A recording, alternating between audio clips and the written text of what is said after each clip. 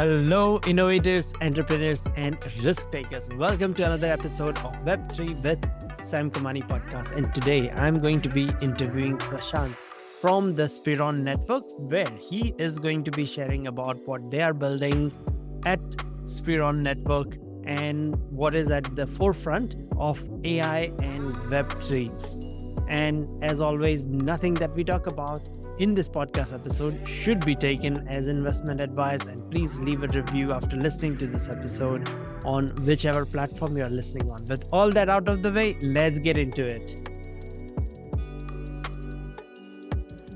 So Prashant, welcome to the show. I am super excited about this episode and looking forward to interviewing you and talking about all things DePIN and crypto, Web3, AI, all these things, and the cross section of all the things that you are building and all the problems you are solving. But first of all, my first question to get started is, how did you get involved in this space? First of all, thank you so much for having me. And second is thank you for asking this question because I've always been asked this and the story is very big. But I'll cut it short in a very simple way that I think it's all about curiosity. So the curiosity in 2019 brought me here. When everyone was building something, I was here trying to find something for myself, lost into the world of software development. I know, like you also mentioned, you also come from software background. So you will resonate with me a lot is in corporate, you don't have a lot to do. And people like me who have ADHD problems, who are just running around here and their mind just doesn't stops, really led me to delve into the world of crypto. And when I came here, that's when I realized there is a lot of loopholes which software industry gone through for decades, and it was filled. And again, it was opened up here. So I decided, okay, let me just come here and try to use my knowledge and also build my knowledge along with the amazing people building in crypto, learn from them, build along with them, and solve something which is realistic problems. And the reason I'm emphasizing realistic problems because in crypto we solve a lot of unrealistic problems, which is not at all close to the real world. So that really brought me in crypto in a nutshell. Fantastic. That's really good to hear. And tell me a bit more about Spheron Network and what you guys are building and what problem you guys are solving. So we started first as a web hosting. So we thought, okay, we'll do some web hosting and everything. Then we did caching. We tried to compete with Cloudflare and all of these guys in the space. Then burned ourselves badly. The reason is because a lot of these things which were sold at point of time was not even built. Now, if it was not built, then building on top of it just doesn't make any sense. And we did that. I would say we were noobs at that point of time to not understand what people are really selling and what people have really built. So they were selling mostly tokens, but they built zero. We thought, okay, everything's already built, so we'll go and build on top of it and it will just work. But it was not the case. It was very early for one of those teams. Again, I'm not saying like those teams were not great. I have worked with some of the best teams in the space and obviously infrastructure, but infra requires time to build. And I think we were very early in those spaces. And that's how it all started. Then we slowly navigated into the world. Our focus at Spheron has always been to try to find an opportunity to close the demand side, not the supply side, where we have enough power to produce more compute, we have enough power to compute more chips, but we don't have enough power to create more demand. And demand can only be created if you are giving right tools, services to the people, or else it won't. Like whatever you sell, like people will come farm your token, they will go out. Yes. So that was our core philosophy and the vision around was we want to build something which is more demand centric. And that's how we ended up in compute space. When we ended up in compute space, again, the core focus was to drive demand. So we drove demand. We had massive amount of compute around first launch of ours. We sold 10,000 compute units in a single day, which resulted in giving us around 80 to 100K US dollars in a month, that point of time in 2023. And then we realized, what the heck is this? So there is a lot of capital which is lying around and people want to use it and nobody is building something which these people want. Then as a founder, and I know like you have also exited multiple companies, as you mature as a founder, you also realize few things is that you need to build something where there are people ready to pay the money from day one, not in day 100. If they are ready to pay the money in day one, they will also pay the money in day 100 also. So that was the core thesis around Spheron. That's what compute was all about. Also, you go to the market, very rarely you will find you are getting compute free. Storage you may get free. Google is giving you storage free. AWS is giving storage free. Dropbox is giving storage free, but not compute. And that's where we found a very good line of computation where we said, okay, let's go and build something in compute. And that's how we ended up building Spheron as a compute infrastructure. And the core vision of Spheron became was to enable compute from all across the globe and building one entity as a data center, which is powered by community. And again, in our Hindi and in our India, and I always quote this again and again in multiple podcasts, is I'm very much inspired from the quote that which says the world is one and you can connect this world as in one concept, anything. So I connected that same concept with the compute because compute is going to be the expensive, rarest commodity in the market down the line as AI booms, right? We are still at the surface of AI. We are not yet gone deeper. And that's the compute power which we are looking at. And my whole philosophy is that we want to ensure we become that de facto compute player where anyone can come, lease compute without any questions, without any queries as a free and open market to play around with. So that's the Spheron core vision. Fantastic. So who are the clients or customers of Spheron? A lot of them, mostly communities and developers. Yes. Communities are like, for example, today, if Sam, if I asked you now, Sam, go ahead and spin up, give me a one compute of, let's say, Boundless or Nexus running a campaign, or there are multiple communities, right? They have a ZK prover and all of those provers which are there out in the market, right? Now, if I ask you, Sam, can you run this prover for me, or do you have a capacity or understanding how this prover works? The most common answer is no, which you don't. But what if I come and tell you how you can do that? Is just go to Supernoders, one of our ecosystem product. Yeah. Click on three buttons, literally three buttons, and your Nexus node will be up and running, or your Boundless node will be up and running. All the tutorials are there. Everything is there. You just have to just click, just watch something, create one account here, copy paste, done. This is what it requires to do. These are the people who are our clients. And now if I ask, do Sam has money? Yes, Sam has money. Sam don't have an opportunity to spend that money into the ecosystem because he only has seen to spend the money in DeFi. Because in crypto, nothing else exists today as we speak. Things exist, deep stable coins for transfer of value and Bitcoin as store of value. That's about it. And gambling, Gamble 5, which is meme coins. And that's about it. It's a combination of financial ecosystem. Right? Yes. That's the reason it's DeFi because it all merged into DeFi. Yeah. Like stable coin, Bitcoin, lending, borrowing. So it's a financial extension of financial ecosystem.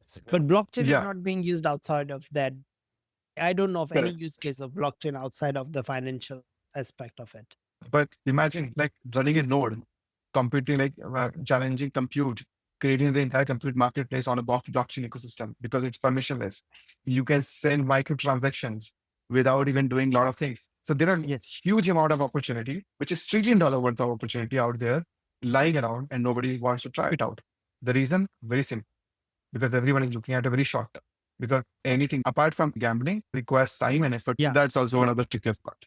No, that's absolutely perfect, your analysis. I have a question for you. Like when you talk about microtransactions, this is what got me interested into blockchain in 2017, because in 2017, I was running an esports startup and we were rewarding people for taking actions, winning games, all that, running tournaments and whatever the bounties and things and points, and we rewarding people. And it's very Web2 back in those days ecosystem. There were a lot of companies experimenting. These were the CryptoKitty era. So Web3 gaming was still non-existent pretty much back then. There was like one game that was CryptoKitties and then maybe one or two other games, but then NFT projects, but everyone was exploring. And I thought that, okay, blockchain makes perfect sense for fractionalized payments or microtransactions or things like that, and who's this proof of performance, all that type of thing. That was the thesis that got me interested in it. But then after all these years, I have not seen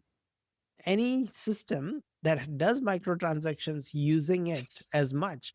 Why is that? It's like whether it is in the payment side, in the reward side, in air points, whatever you call it should all be on blockchain. I thought everything of all of these things will be on blockchain. Why hasn't that eventuated?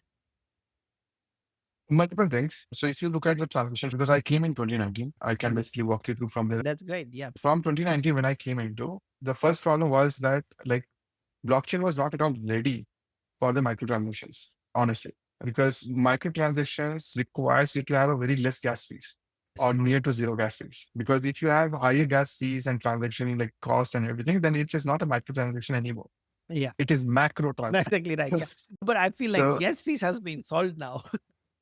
so now if you look from there onward and till now, a lot of things have changed. So first thing first, the question which everyone should ask is where does microtransactions comes into the picture? Who will be the consumer of microtransaction? Let's go back again in 2019, right? Now, if we ask the same question in 2019, who would have been the consumer of microtransaction, right? Gaming. Game. Yeah. I think that was the simplest thing like gaming. Gaming and Loyalty, reward and launcher yeah. programs, gaming, and all of those things. Like Yeah. now, the problem with the gaming ecosystem was that gaming is a very fast moving space. When I say that fast moving, in a software world, it requires you to have millions of transactions getting executed. Just imagine if you executed millions of transactions on Ethereum at that point of time, you'd have just congested Ethereum. Yeah. And you'd have, your startup might have bankrupted just by paying the gas fee.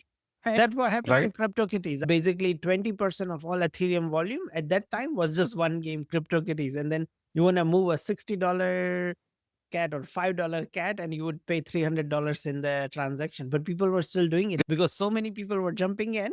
The price of those cats were going up so much faster that it was justifiable to do that. And there was still arbitrage. However, as the market started to go down, in 2018 and 19, it didn't justify the cost. So then it stopped pretty much So, everything. so that's the whole problem for the microtransaction, right? Yes. Now, coming back to 25. 20, basically 2024, I would say, because 2024 and 23 was the transformative age for crypto assets for a lot of institutional options and everything.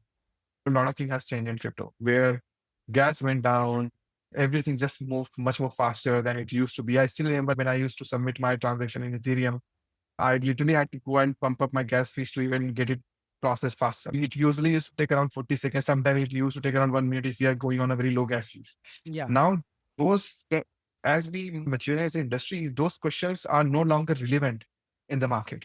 Now, if somebody comes in and says you have to wait for 1 minute for a gas transaction to go through, that world right, is we are gone. no longer living in cordless phone era. Like we have seen that in crypto already. We have already used landlines in crypto in 2019 and all of those era.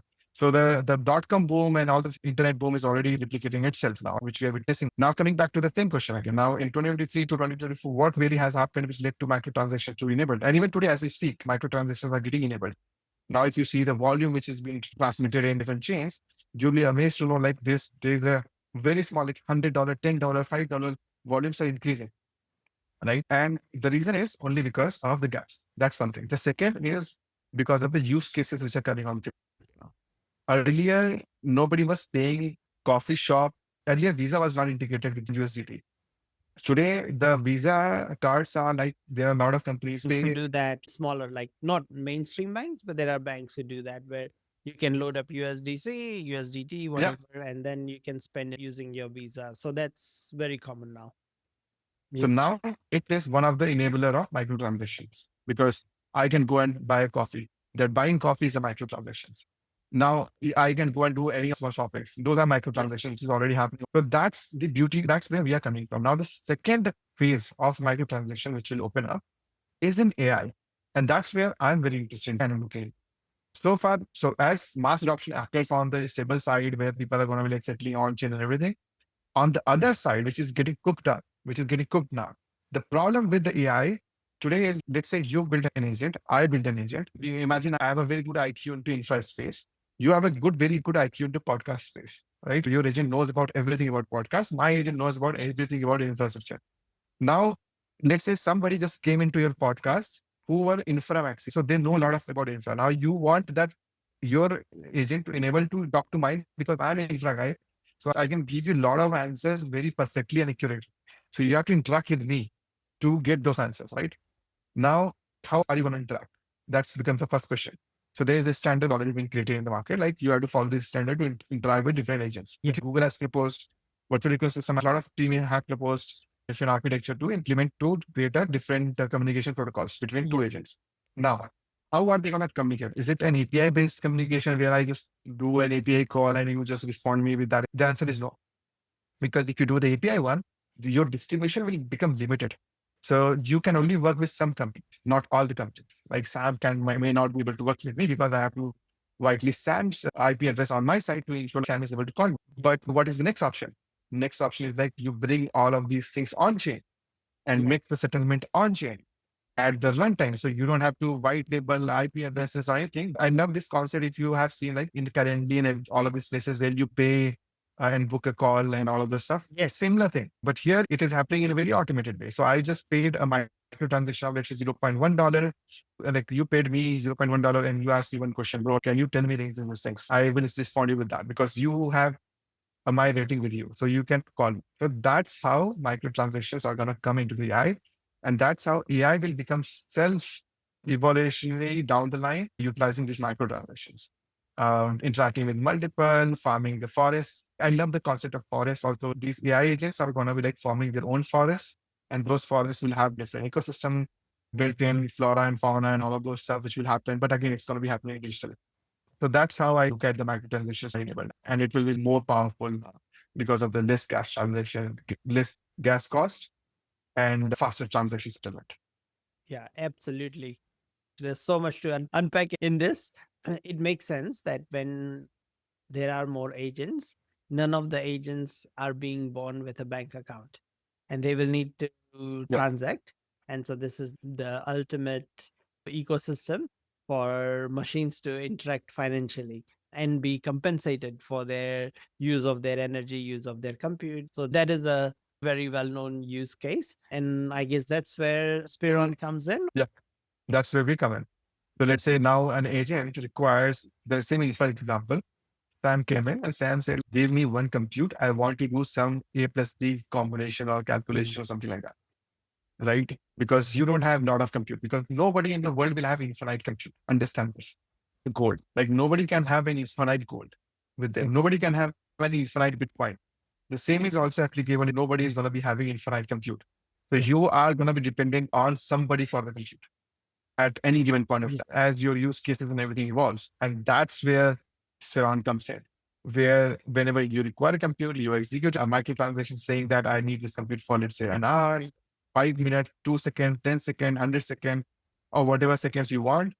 You can just request it from Spheron. Spheron will ensure that you get those compute on time, with transaction executed from the marketplace, all the infra which we have built. You get the compute, you perform your operation on top of that compute. As our contract ends, that compute will also terminate, destroy itself. So you can't even exploit it. All the settlements are on chain. Everything works on chain. So you don't have to worry about the transaction get lost or something like that. So if the transaction is there, compute is there, you will get the compute. If the transaction is there and compute is not there, you will not get the compute. So it's very similar to that concept. And that's what we are enabling from Spheron perspective. And what sort of usage have you seen so far? And yeah, and what's your plans for growth? I think from user side, we are currently sitting at around 15 million ARR in terms of our revenue. Now we are moving those into our token side, which is Spawn, which we have launched recently. So we are working on that to enable that also and to flourish that economy properly. Then we have an enterprise arm, which we are opening up, which we call Spheron AI. So today, Spheron Network is a container-based system. You can deploy whatever container bus model. You can do a lot of things on those container systems. Even if you have a laptop, please feel free to go ahead and try. You can connect your laptop also and sell your computing power to Spheron. So that's one part of it. Then I'm on AI. We focused on more enterprise-centric, startup-centric, where startups who are looking forward to scale, build something more massive and everything, and they need a lot of stabilization. That's where Spheron AI comes into the picture, where we have already got close to around 100 million plus worth of compute lying around with us. We are working with closing some of the biggest partnerships in India.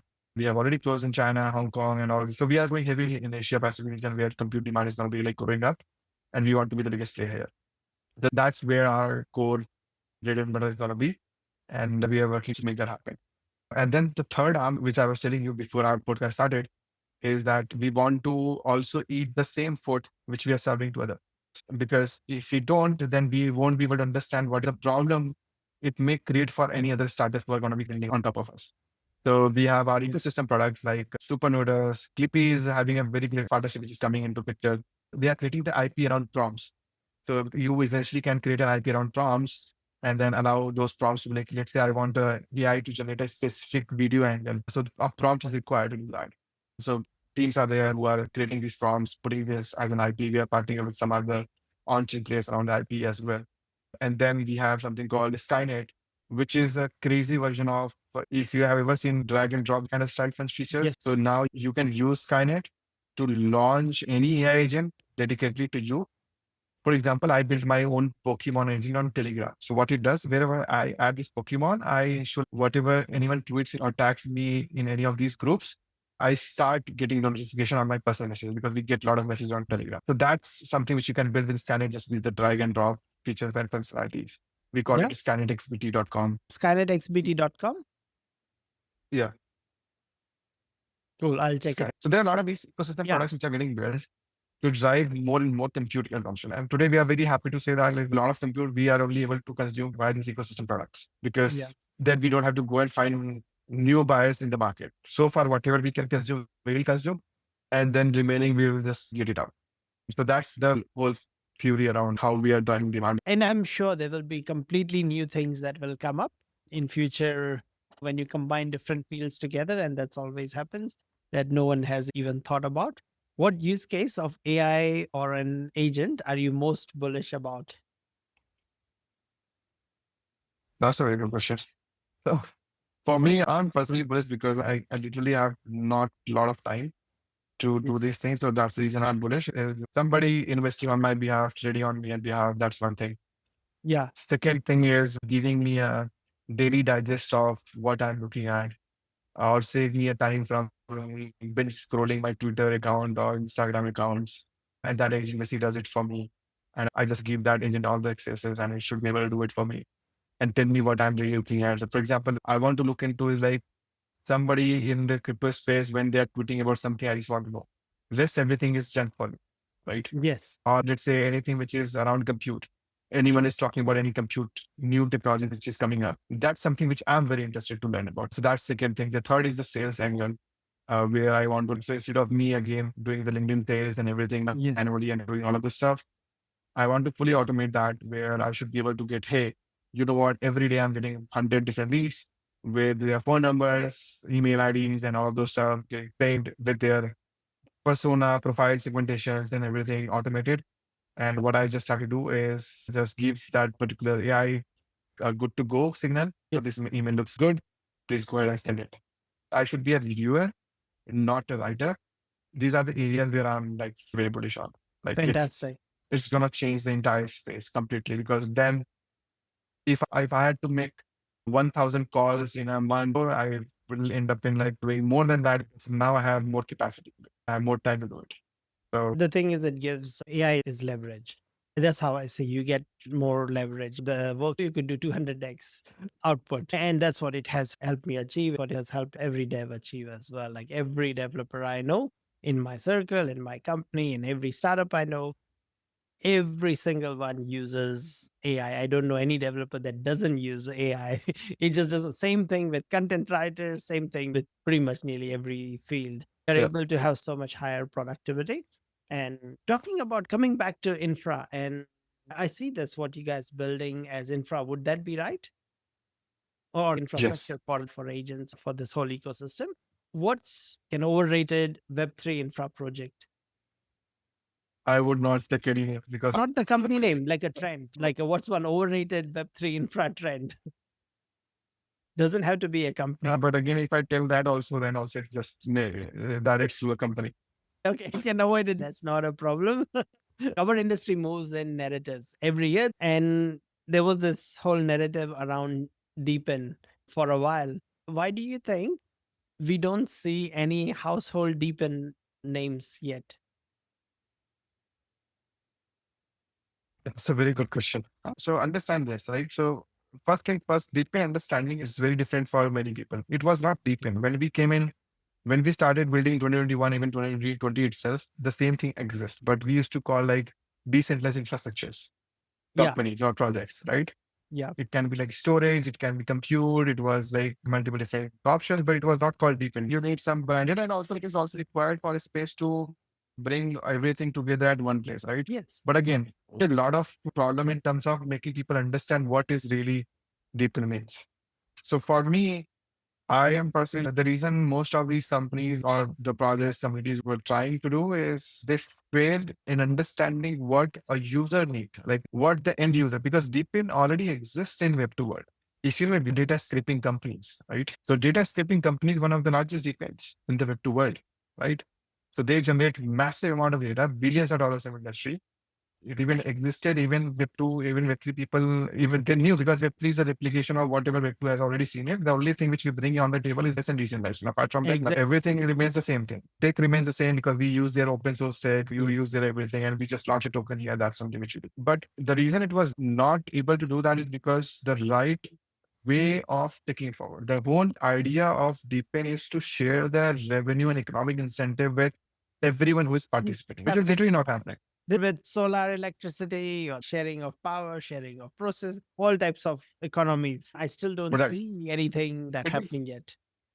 it will fade away. It's a psychological concept. And the people who become rich in a short time, they don't understand how they made money Yes. because it was just a luck Yeah. or something which happened.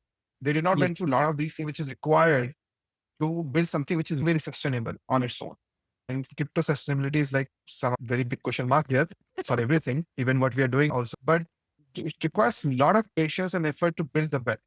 But here it is not the case. The same is applicable not only deep in AMSEC, it's everywhere in the entire crypto. So when people make a lot of money immediately, what they do is they leave. In most other places, it's one guy who might be hitting everything, and he's responsible for the entire company to move forward. And that guy might be a CEO of the company or the founder of the company, but they leave the moment they make money. Yes. And they'll just switch to other things, which is also fine. It's because they came in for that, they made money, they are out. But now the problem is that community is stuck, right? So they lose everything. And that's where the problem start existing. Like today, not many people are talking about DeepIn because we know, even though it exists today, a lot of people have not seen. I think that's where the biggest problem is. Yes. And that's what we are trying to solve. The reason we were building, when we were building our sometimes don't call ourselves DeepIn because some places we have to put ourselves under DeepIn because if you're getting listed on exchanges, they will ask you which segment you fall into. So we built everything, we built the ecosystem, we built all of those things, like all this product which I just spoke about, we already had before even we have a token, right? So there's a difference how we look at the world. Again, it has both downside and upside. Downside is that maybe people generally don't require my token. And why do I even doing a token? The reason I'm doing a token is because what we have built, it requires token by default. If you do USDC or anything like that, it won't work because there are two ways the mind works. There are two kind of parties involved into it. Everyone wants a speculative angle also to come in, and that's where token comes in the picture. And that's where I see like the deep in players little bit go here and there, but I think they are all coming on the same line. I have a very high respect with all the team members like who are building on Deepin. And I myself as a Deepin founder into the space, So, build first, drive more, stay yeah, longer. that's fantastic. I have a follow up question to that. I've just got three more questions. And one of that is why not just a stable coin like USDC that people are already familiar with? Why create a token? Yeah, that's a very good question. Yesterday only I told this to one guy because he also asked me like, why you are not drinking volume in USDC, why you are doing token and everything. Yeah. So multiple things. Let me start in this way. If you have a compute with you and you have an idle compute, it's not a compute you're selling at a very high cost. It's just lying around and you just want it to go out in the market. If I give you two options, option one, I'll give you $1 for this your particular compute in a month, but I'm not sure I will be able to give you $1 now. This is the first option. Option second, I'll give you $1 of something in return to you for sure, but it may also possible this $1 can go to $10 or 10 cents, both, Yes. Yeah. right? Now, it depends on the individual, depends on the risk appetite, depends on what they want. The answer will change. A very rich guy will tell that I will go with $1. The reason being because I already have enough money, capital, and everything. I just don't want to lose it. I want to make more money. And this is what I am looking at. People like me or people like who don't have a lot of money, what we will do is we always look for an opportunity to double our money, to triple our money, because inflation is already eating up us. So that's something which we always look for. And that's how also stock market also works. Just imagine why Yes. you even list a stock is to Yes. raise capital and corner the capital first, right? And how do you corner capital? How you distribute the equity is by issuing something to someone, Yes. which is speculative by nature. Or else you will end up selling your 100% company at $10, right? So that's how the market works. Any deep company out there in the world, they need capital to function. Now, Yes. how are they going to raise capital? How are they going to involve community into all of these things? How are they going to make things more aligned to their ecosystem? So I think token is more about alignment Yes. versus anything else. So if you launch a token and you are also holder of spawn, then you are going to ensure that spawn doesn't go to zero. And that's what Yes. we all are looking at. We have a one family, which is spawn family. One goal is to make each other up and Yeah. help each other out in multiple ways because we are holder of it. And that's the reason we need a token. If I go and do a USDC today, honestly speaking, everyone will be out from the crypto because nobody wants to remain in crypto. Everyone will be Yeah. far better off in stock markets.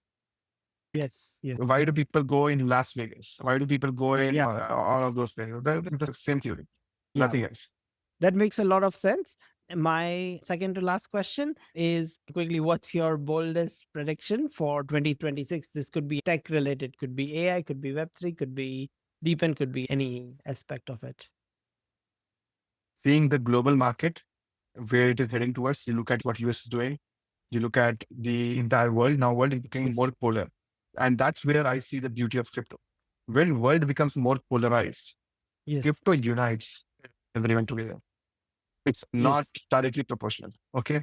Yeah. So for me, that's where I see that crypto playing a very vital role in ensuring like the trade which exists today into the global world will get replicated or transmitted over a crypto to move the money around from one place to another place.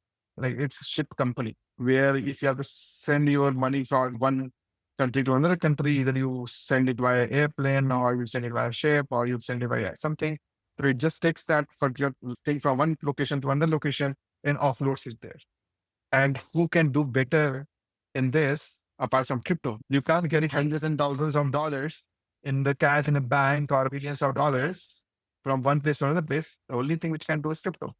Yeah. And in an efficiently as possible, where you have receipt of every places, Yes. which has more legal certainties than like taking over a cash from one place to another place, which is more secure than giving that money to a bank, which may bankrupt and which may use this money to do something foolish. So I think that's where I see a lot of demand, and I'm very bullish in that segment, which is going to be coming up and tagging it with AI. So AI, open source, and all these initiatives will be powered by crypto. Yeah. Fantastic. And my final question is back to Spheron. Do you have a ask? Are you guys looking at hiring? Are you guys looking at raising? What's next for you guys? I think a lot of things. Siddharth token also went recently live. So from that angle, we are looking at bringing the network rewards, network systems, staking, and all those stuff, which is going to be on the token side. Then we have a lot into around building the Spheron AI arm, which is enterprise one, where we are going to be heavy into. We want to partner with some of the best marketplaces or data centers out there in the world. That's what we are currently working on. The third is to expand our retail compute unit, which is we call a Biz network. So we want more and more retail machines to be connected and rewarded into the network. So we are working on that too in UAE and all of these regions, which we are going to be working into. Fourth, and the most important part is we will be hiring, but our hiring is a very different way of hiring. It's like we don't hire, we give you idea to build, which is more profitable business. Yes. And you build that business, we help you, support you to build. Look at the product like Supernova and all these things. They have already made a lot of money, which a lot of people think of making money. So if somebody is listening, looking to build something which is cool, sexy, and also looking to make it more useful for people who you think gonna like using your product and you require compute, we are always here to support you. We have a lot of compute, but we don't want to give that compute free. We want to ensure that you earn to ensure that you get this compute out from us, and let's build together to make Web3 great again. Fantastic. And on that note, Prashant, it's been an absolute pleasure talking with you. and would love to follow your journey, see where Spheron is in next 6 to 9 months, and we should totally do this again. Or maybe in person. I pass through Dubai frequently, every 2 3 months, because of some event or somewhere on my way to Europe. So we should definitely catch up and do this in person in next 6 months or so. Oh man, if you're in coming to Dubai, always hit me up. I'm a good host. We'll definitely like looking forward to host you also. Definitely. It was great like being here and looking forward any kind of questions your audience are going to be having down the line. So on, I'll be more than happy to Yeah, answer. there'll be links. Anyone listening and watching, links will be in the show notes, description, and comments. So feel free to reach out to Prashant and the Spheron team, and they'd be more than happy to help you. So thank you so much for your time. Thank you so much for tuning in and listening or watching this episode of the Web3 with Sam Kamani podcast. By now, you know the drill. Leave a comment or share this episode with a friend and leave a review. I would love to hear from you. So that's why my DMs are open. Reach out to me, especially if you are a founder building a product in Web3. Then I would love to hear from you. What are your challenges? Is there anything that I can help you or my community can help you with? Thank you once again and wish you best of luck in building your startup or your project.